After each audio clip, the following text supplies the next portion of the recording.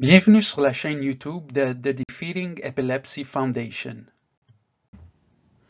Dans cette présentation, nous apprendrons ce qu'est la neurodiversité, la différence entre neurodivergent et neurotypique, les conditions qui relèvent de la neurodiversité, les défis neurodivergents, les états de neurodiversité par rapport aux troubles neurologiques et les ressources disponibles.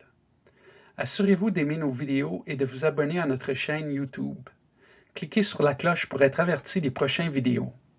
Veuillez cliquer sur notre lien de don dans la section de description ci-dessous et faites un don dès aujourd'hui. Votre don nous aide à faire une différence dans la vie de ceux qui luttent contre l'épilepsie. Nous apprécions votre soutien. La neurodiversité est la diversité des cerveaux et des pensées, c'est-à-dire la variation du fonctionnement cognitif chez les humains. Le paradigme de la neurodiversité est un paradigme émergent dans lequel la neurodiversité est perçue comme une forme de diversité humaine soumise à la même dynamique sociale et à d'autres formes de diversité.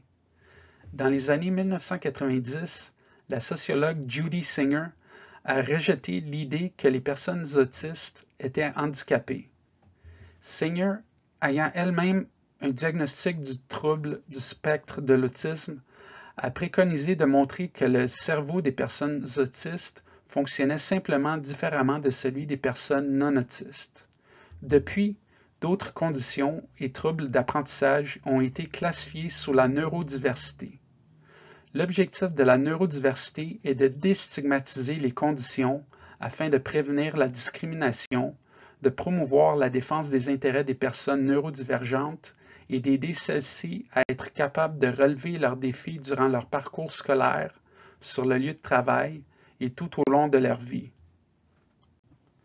Neurodivergent est un terme décrivant la différence dans la fonction mentale ou neurologique de ce qui est considéré comme typique ou normal. Neurotypique est un mot qui décrit des individus ayant des capacités développementales, intellectuelles et cognitives typiques. Les caractéristiques des enfants neurodivergents sont l'absence de babillage ou de pointage à 12 mois, peu de contact visuel, pas de sourire ou réponse sociale, ne répond pas à leur nom, fixation sur l'alignement de jouets ou d'objets qui semblent plus que d'habitude, pas un mot à l'âge de 16 mois et pas de phrase de 2 mots à l'âge de 2 ans.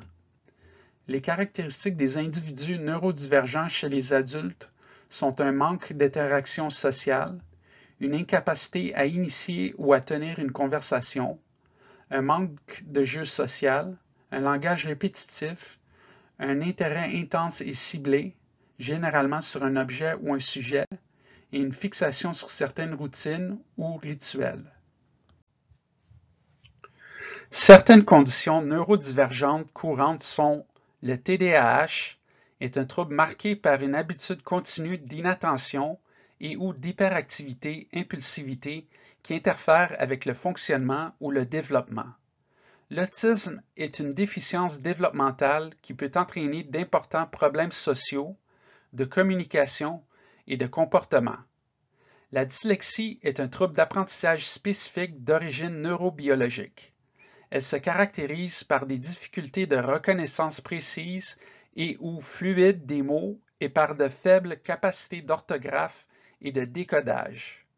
La dyspraxie est l'incapacité d'utiliser efficacement les capacités motrices volontaires dans tous les aspects de la vie, du jeu aux tâches structurées ou aux difficultés motrices causées par des problèmes de perception, en particulier des difficultés visuelles motrices et motrices kinesthésiques.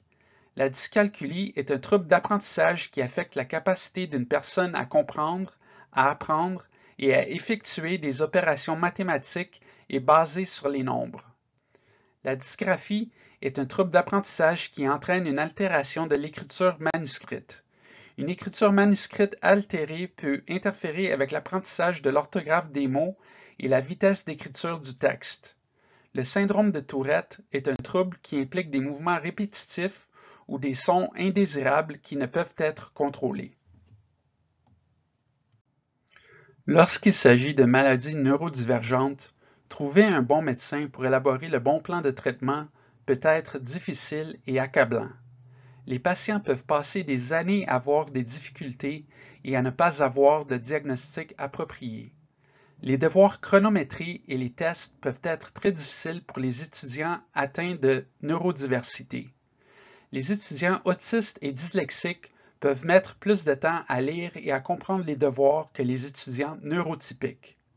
Les personnes atteintes du syndrome de Tourette peuvent avoir des difficultés à traiter ce qu'elles entendent ou voient. Beaucoup ont des problèmes pour écrire, s'organiser et être attentifs. Malgré les défis, de nombreuses personnes neurodivergentes peuvent mener une carrière réussie et être un atout pour une entreprise. Dans l'article Neurodiversity as a Competitive Advantage, l'auteur souligne que les individus neurodivergents ont des capacités supérieures à la moyenne et possèdent des compétences particulières en matière de reconnaissance de forme, de mémoire ou de mathématiques. Des entreprises telles que Microsoft, Dell Technologies, JP Morgan Chase et UBS ont réformé leur processus RH pour accéder aux talents neurodivergents. La réponse à cette question est non. Ce n'est pas parce qu'une personne souffre d'un trouble neurologique qu'elle est neurodivergente. Certains troubles neurologiques peuvent être associés à des troubles du développement. Certains exemples de troubles neurologiques sont la maladie de Parkinson, qui est un trouble progressif du système nerveux qui affecte le mouvement. Les symptômes courants de cette condition sont les tremblements, les mouvements lents, les muscles rigides, la posture et l'équilibre altéré, la perte des mouvements automatiques, les changements de parole et les changements d'écriture. La sclérose en plaques est une maladie potentiellement invalidante du cerveau et de la moelle épinière, due à la détérioration de la gaine de myéline. La gaine de myéline est attaquée par le système immunitaire, entraînant des problèmes de communication entre le cerveau et le corps. Les symptômes courants de la sclérose en plaques sont de l'engourdissement, de la faiblesse, des sensations de choc électrique avec certains mouvements du cou, de la perte partielle complète de la vision double prolongée, des troubles d'élocution, de la fatigue, des étourdissements et complications liées à la fonction sexuelle, intestinale et vésicale. L'épilepsie est un trouble du système nerveux central dans lequel l'activité cérébrale devient anormale, provoquant des convulsions ou des périodes de comportement inhabituels, des sensations et parfois une perte de conscience. L'épilepsie peut être associée à l'autisme. Selon la Autism Society of Inland Empire, environ 30% des personnes autistes développent l'épilepsie, certaines pendant l'enfance et d'autres à la puberté. C'est là que des défis se posent aux patients. C'est pourquoi un diagnostic approprié est essentiel pour garantir la mise en place d'un plan de traitement approprié. La Autism Society of Inland Empire répond aux besoins fondamentaux des familles aux prises avec l'autisme et offre des conférences, du soutien et des ressources. Il s'efforce d'aider ceux qui luttent contre l'autisme à socialiser afin de fournir des services de défense. Dyscalculia.org propose des leçons, des vidéos, des livres, du matériel de formation et d'autres ressources pour aider les personnes aux prises avec la dyscalculie. La Dyspraxia Foundation fournit des ressources en ligne, des informations pédagogiques et des moyens d'obtenir du soutien. La International Dyslexia Association fournit des ressources éducatives, des conférences, des certifications et des ressources de plaidoyer. Neurodiversity Hub fournit un large éventail de ressources pour comprendre la neurodiversité. Des ressources sur l'enseignement supérieur, l'emploi, les universités, la COVID-19, la santé mentale, l'innovation et l'entrepreneuriat sont disponibles. La Tourette Association of America Southern California Chapter propose des webinaires, des groupes de soutien régionaux, des bourses et du matériel pédagogique. En conclusion, la neurodiversité est la diversité des cerveaux et des esprits humains, c'est-à-dire la variation du fonctionnement cognitif chez les humains. Le terme neurodivergent diffère par la fonction mentale ou neurologique de ce qui est considéré comme typique ou normal, tandis que neurotypique décrit des individus ayant des capacités développementales, intellectuelles et cognitives typiques. Le TDAH, l'autisme, la dyslexie, la dyspraxie, la dyscalculie, la dysgraphie et le syndrome de Tourette sont des conditions qui relèvent de la neurodiversité. Les troubles neurologiques ne relèvent pas de la neurodiversité.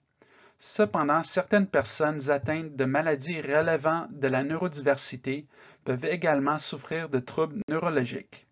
Malgré les défis que peuvent représenter les maladies neurodivergentes, il existe des ressources disponibles pour aider ceux qui luttent contre des maladies neurodivergentes à mener une vie productive.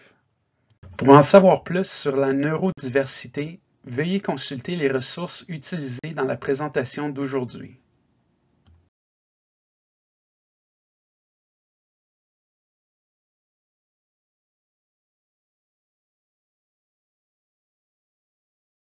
Veuillez aimer et vous abonner à notre chaîne YouTube. Suivez-nous aussi sur nos comptes de médias sociaux. Nous aimerions avoir de vos nouvelles. Laissez-nous un commentaire ci-dessous ou écrivez-nous à info@defeatingepilepsy.org. Merci pour votre soutien et ensemble nous vaincrons l'épilepsie. Découvrez nos autres superbes vidéos et abonnez-vous dès aujourd'hui. Vous avez le pouvoir de vaincre l'épilepsie.